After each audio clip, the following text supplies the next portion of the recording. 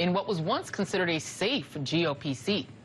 Democrats are seizing the opportunity of the Black Lives Matter movement to try and retake the Senate. One popular tactic is to expose the hypocrisy of their Republican opponents who have left so many Americans behind. Democrat Charles Booker, who had been considered the underdog in Kentucky's Democratic primary on Tuesday, has this to say about the man that he wants to unseat. You know the name of the man I'm talking about, but he doesn't know your name. He doesn't see you in the hospital bed or the checkout line or at the safety drills in your classroom. He doesn't see you at all. This millionaire friends mine our land, our labor, without paying a living wage. He denies climate change, and he denies us a future. And this man knows more than anybody how to work the system in Washington. He's the architect, but he's done nothing for Kentucky because he's not your neighbor. He's not your brother. He ain't even from here. Joining me now are 5 Democrats running for the United States Senate. Mike Espy running in Mississippi, Jamie Harrison running in South Carolina, Charles Booker in Kentucky, Reverend Raphael Warnock in Georgia, and Royce West, who's running in Texas. This is historic. If you just look at this box, everybody take a picture of your TVs right now, because this is the thing that the Barack Obama presidency presaged and promised, that you would see a surge of African Americans running for office. And what I love about this story is that this is happening in the South. Pay attention, Democrats. It's in the South. This is where the game is going to be played. Let me start with my friend Jamie Harrison. Let's start with you, sir. Your ad, your comic book ad, which shows Lindsey Graham flip-flopping. Here it is. It's Graham as a comic book villain, flip-flopping around. What is your core case against Senator Graham? Thank you so much, Joy, and happy Father's Day to all my brothers on the show today. Listen, my case is that Lindsey has been an absentee senator. It's almost like watching a live version of Invasion of the Body Snatchers. There's a Lindsey Graham 1.0 and there's one 2.0. But what this Lindsey Graham 2.0 doesn't do is represent the people of South Carolina. He hasn't done an in-person, in-live town hall in almost 3 years, Joy. And here in South Carolina, people are suffering. Our hospitals are closing. Our rural hospitals are closing. 2 years ago, 14 of our 46 counties had no OBGYNs. 38% of South Carolina has no access to Wi-Fi. And so the state is falling apart, but this guy cares more about his tea times with the president than he does the people of South Carolina. And that's why we're building this movement. We're telling folks, come join us at jamieharrison.com, because it's important. This new South, which is bold, inclusive, and diverse, is about closing a chapter on the old South and starting a very new chapter. And I'm so happy to be with all of my brothers to do this. Yeah, and you trumped me on the Happy Father's Day. I should have said that. I should have started with that. So Happy Father's Day to all of you. And by the way, Jamie, you're an experienced political guy. You worked with Jim Clyburn. You came up under him. You are raising a lot of money. You used to be the party chair, the Democratic Party chair in South Carolina. That's how I got to know you. Here's a poll showing you tied as of May 23rd through 26th with Lindsey Graham. Is it realistic for black South Carolinians, for white and black South Carolinians who are tired of Lindsey Graham's, as you say, tea times with Trump act and his sycophancy, where he flip-flopped from saying Trump is a kook to saying Trump is everything great in the world?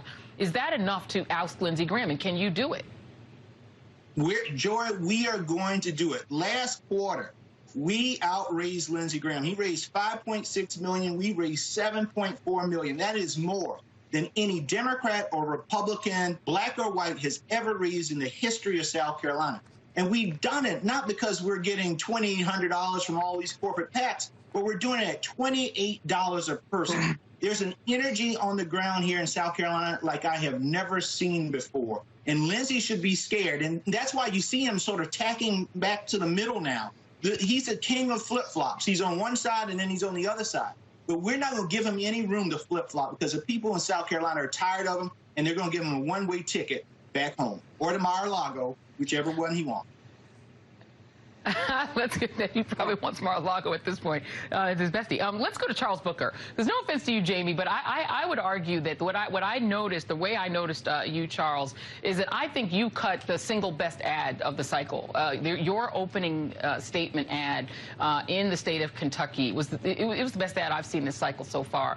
A lot of people saw you as the underdog in that race versus Amy McGrath, who's got that military background, and she's the person that the Democratic Senate Committee seems to be favoring, even though they're not supposed to take sides. But here you are in a poll, out-polling her. What is going on? I even had a celebrity text me and say, what about this Charles Booker fellow? Can you beat Amy McGrath, and how would you go about unseating Mitch McConnell? Well, yes, we're going to win this primary. We're standing up as regular people, fighting back for our future, fighting to end generational poverty, address structural racism, and to say that outside consultants will not dictate our future. We deserve more than a pro-Trump Democrat.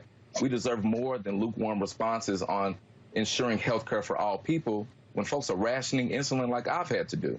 So we're taking a stand. We're in the streets demanding justice for Breonna Taylor and David McAtee and everyone who's become a hashtag. But we're also understanding we got to get to the root. And the fact is, a lot of people are struggling in Kentucky. Regardless of whether you're from the hood or from the holler, you've been left behind. We've been left behind, and we've been getting screwed by Mitch McConnell. So we're saying we're going to beat him so that we can transform our future. And we don't care about the big money. We're building this for people. Folks fired up all over the Commonwealth saying, my life matters, that no lives matter until Black lives matter, and that we want a brighter future for all Kentuckians. And you know what? By leaning into that, we've raised nearly $3 million in this month alone. So we're building the movement. We have the infrastructure. We're going to win this primary, and we're going to get rid of Mitch McConnell. And I think one of the things that you did, you have been very much a part of those protests. Amy McGrath, I don't believe, has been a part of it. I don't want to speak for her. I don't think that she's been as present, at least as you have been.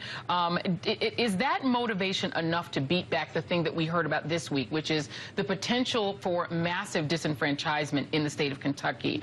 Kentucky is bracing for, per the Washington Post, huge voting problems in Tuesday's primary with signs of high turnout. Fewer than 200 polling places will be open for voters, according to the Washington Post.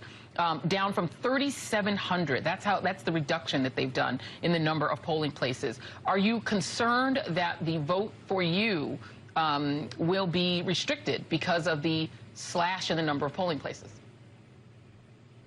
Well, I'm concerned that Kentuckians who deserve to be heard are going to have to face a lot of barriers. But we are not surprised, and we're used to this, unfortunately, because Kentucky has been one of the most disenfranchised states in the country. My granddad shared stories about having to guess the number of beans in a jar before he could vote. We know that it's hard for Kentuckians to be heard, so we're ready for that fight. So as much as it will be difficult, we are resolved, we're ready, we're fired up, and we will not be stopped. So we have shuttles going all over the Commonwealth. People are ready. We're going to have chairs, food, drinks, whatever we need so that folks can be heard, and then we'll get him out of there and put the changes in place to make sure that we restore voting rights, that we expand democracy for all people. So we are fired up, and we're building the movement to win. And let's just remember that don't think that a Democrat can't win statewide in Kentucky. The current governor is a Democrat, Andy Beshear, and his daddy was also governor. So anything is possible. Anybody can win if you vote for him. Let's go on to Mr. Espy, Mike Espy. A lot of people will remember your name, those who have a good political memory. You were the former Secretary of Agriculture. And let me ask you what your strategy is. Let me put up a poll. Cindy Hyde-Smith, the woman who a lot of people only know for having said she'd show up front row to a hanging, a few years ago when you were running against her in a runoff. She's up ahead of you right now. But I will tell you that Stuart Stevens, who is a Republican operative, longtime Mississippi Republican operative, said to me once that if Democrats had put real money behind you, you could beat Cindy Hyde-Smith. He believes that he said that to me, he's a Republican. How would you do that? Yes. How would you do that in a state like of Mississippi? Well, thank you, Joe. Good morning. Thanks for having me. And I want to say hello to all of my brothers, and I wish them well. Joy, we're going to win in November 2020 because we've run before and we've won before in Mississippi in a district that was not majority black. You remember we started, I was Secretary of Agriculture, but I was a member of Congress, and we stitched together a majority vote in that district. And then we went to the white side, and there was an agricultural downturn. And we went to those white agricultural leaders, and we says, look, invest in us. We'll respond to you. We'll listen to your concerns. And they trusted me. They elected me to a seat in the United States Congress, and we won. So let's project forward to current days. We've already had a dry run, Joy, running for this seat in 2020. You remember we ran 18 months ago, and we were the last Senate race in the United States to come on the board. We only had 6 months to run. We did exceedingly well. At the end of the day, we got 47% of the vote in the state of Mississippi, and we did it in two ways. Not by taking the black vote for granted. We have more black voters in Mississippi per capita than any state of the nation. But we spoke to them about issues, lifting their incomes, better healthcare outcomes, greater educational attainment, and they invested in me. And then we found out, Joy, that Mississippi is changing. It's not that same old stereotype demographically that we're used to. We have white voters now who are in suburbs, they're in college towns, they're in the Mississippi Gulf Coast, they're in areas that are becoming exceedingly purple, even blue. So our task here in about 5 months is to organize the greatest, widest, deepest black voter turnout in Mississippi's history, something we just did not have time to do 18 months ago, and then marry that with college-age voters who are passionate about the murder of George Floyd, marry that and stitch that together with white women of higher incomes, of higher educational attainment, and then stitch them all together to create a winning coalition and create a Mississippi for change, and a Mississippi that they deserve. Well, yeah, no, and I have to say that, you know, Mississippi was the hardest state to try to register voters in the entire country back in the 1950s and 60s. It you know, is sort of the heart of darkness for voter, you know, terrorism against voters. Is there enough of an infrastructure for black voters in Mississippi to be able to come to the polls or mail-in vote? Two things. First of all, we've been doing our homework. We never quit. After we lost 18 months ago, we never quit. So we've already uncovered 100,000 black voters who didn't vote 18 months ago. They're very infrequent. Many of them haven't voted since Obama 2008. So now we know where they are, and it's just our job as a campaign to go and get them and encourage them to come out to the poll. But speaking more to your question, I'm going to give Stacey Abrams some props right here. Stacey is a daughter of Mississippi, and we now have a Fair Fight Mississippi chapter of Fair Fight Georgia. So we're here. We've been working since February to improve the voter affidavit ballot to make sure that on Election Day, everyone gets a chance to submit a fair ballot on time. Okay, and you called up Georgia, so let me go to Reverend Raphael Warnock of the Great Ebenezer Baptist Church. You are the pastor there. Let me put up some numbers. Now, this poll that I'm going to show, this is from March 31st to April 1st. This was conducted internally by the Doug Collins campaign, something called Battleground Connected the poll. It showed Doug Collins at 36%. It shows Kelly Loeffler of the trading game at 13%, and it shows Raphael Warnock, yourself, at 16%. Georgia is a concern when it comes to voter suppression, needless to say, given who your governor is, given who your Secretary of State is, given what we've seen in election after election. Where would your confidence come from that you would be able to win in a state that seems to rather routinely deny black people their full right to vote? Well, thank you so much, Joy. It's wonderful to be here with you and with my other brothers who are running for the U.S. Senate.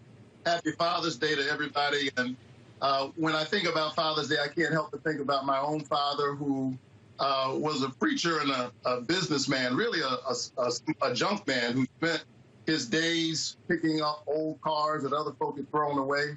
And then on Sunday morning, he preached on Sunday mornings like this to people who themselves felt thrown away. And it's his vision and commitment to a more inclusive humanity that's helped to drive me into this race.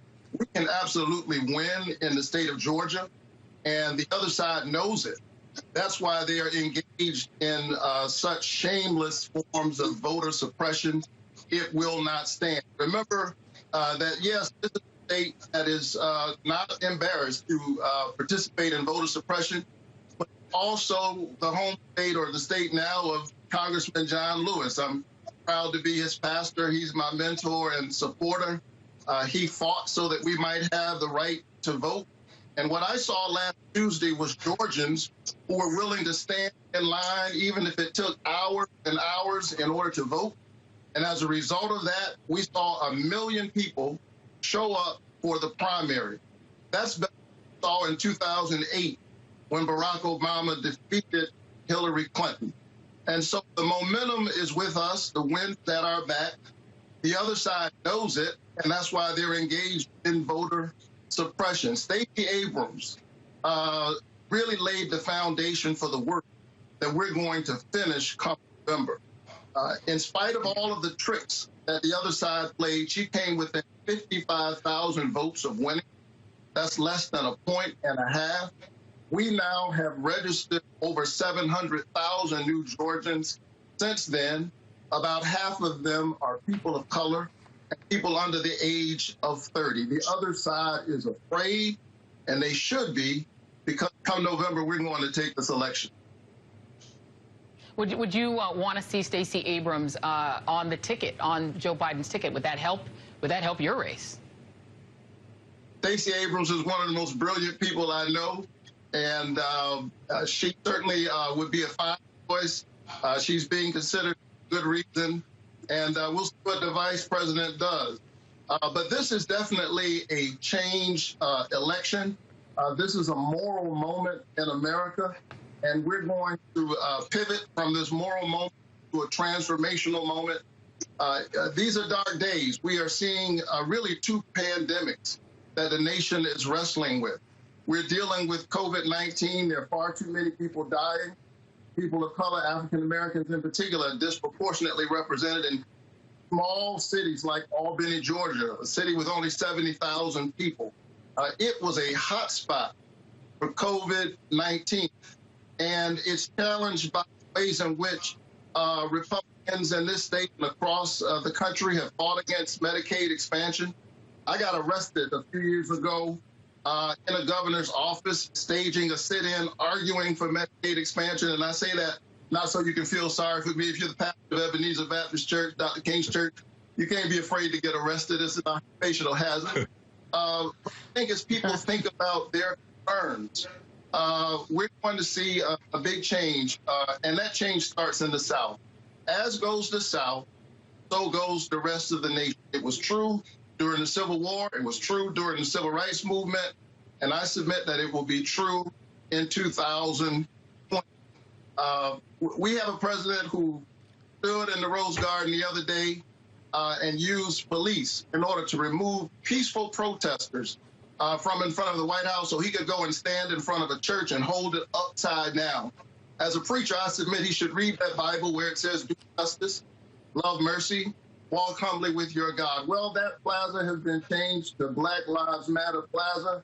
It is a signal to Donald Trump and to those who enable him, including the 2 on the other side that I'm running against, that come November, the people are coming back to get their House and the United States Senate. All right, and let's now go to Royce West, State Senator Royce West, and you can thank your friend Jamie Harrison. He is the person who alerted me to your presence and your run down in the state of Texas. Let me show you what we have from the Dallas Morning News in terms of the polling. University of Texas poll conducted in late April found Mr. Hager leading, MJ Hager, who is your opponent, leading you among Democrats 32-16. However, 44% remain undecided. How do you get them to decide your way, and how do you win in a state like Texas, which also has pretty significant voter suppression?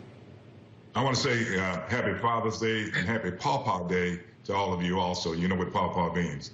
When you begin to think about Texas and that particular poll, that poll was taken right after the primary, and right after the primary, I had to start becoming a state senator and making certain that I dealt with issues concerning COVID in my particular senatorial district, and that's exactly what I did. It wasn't around until mid-April when we really began to focus on the election and focus on the election we have.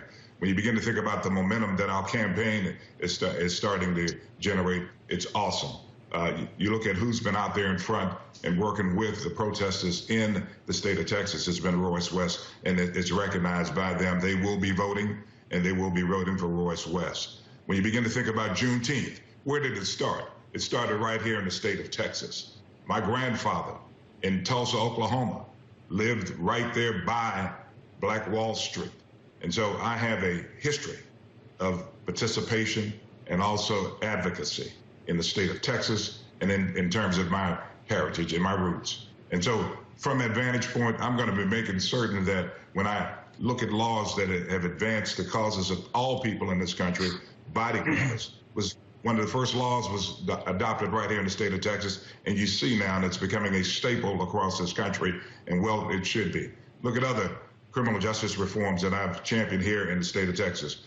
Racial profiling, body cameras, hate crimes, all of those have been a part of my leadership here in the state of Texas. Education, the same way, and health and human services. We've dealt with all of those particular issues, and we're going to continue to deal with them.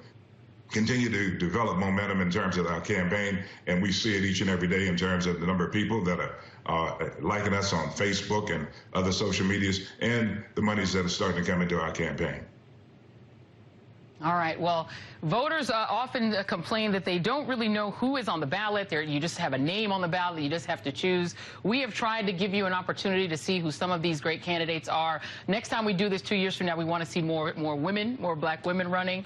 But we love that you guys are all running. We wish you all luck. And I hope the Democratic Senate Campaign Committee goes south, because that's where the game is this year. The game this season, it's in the South, so pay attention, Democrats. Sure. Mike Espy, Sure. Jamie Harrison, Cory Booker. What were you going to say? Joy, I'd like to say one other thing. You can go to RoyceWest.com. Royce West wins because none of the rest of y'all gave out your .coms. Espy4Senate.com. Jamie did. Okay, thank y'all very much. Everybody gave them out. Mike Espy, Jamie Harrison, Charles Booker, Reverend Dr. Raphael Warnock of Ebenezer Baptist Church, Royce West, who gave out his .com. He's second because Jamie did give his out first. Thank y'all. Happy Father's Day. Appreciate you guys being here. And coming up, the blue flu hits Atlanta after 2 police officers face some accountability. That's next.